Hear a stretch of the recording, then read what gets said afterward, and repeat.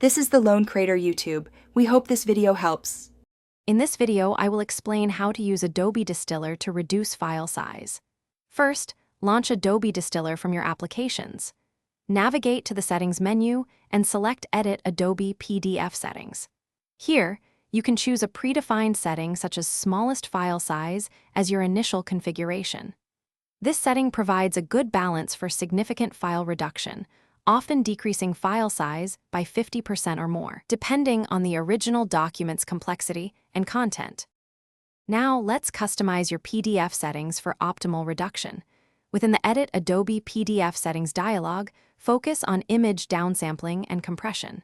For color and grayscale images, set the resolution to 150 dots per inch. Select JPEG compression with a medium quality setting. For monochrome images, consider CSIT Group 4 compression. Additionally, if font fidelity isn't paramount, deselect Embed all fonts to further reduce the file size, potentially by several megabytes. Once your custom settings are defined, save them with a clear, descriptive name like Reduced Size PDF. Now, it's time to distill your document. You can simply drag and drop your PDF file directly into the Adobe Distiller window.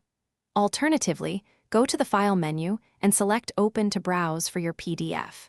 Distiller will then process your file, and you can monitor its progress in the log window, typically completing within a few seconds to a minute for most documents. After the distillation process is complete, locate your newly created, smaller PDF file in the output folder you specified. It's crucial to open this reduced PDF to verify that the quality and integrity of your document are maintained. Compare its file size with the original. You should see a significant reduction, often by 20 to 70%. Finally, store your optimized PDF in your desired location, ready for sharing or archiving. Thanks for watching. Consider subscribing if we helped you.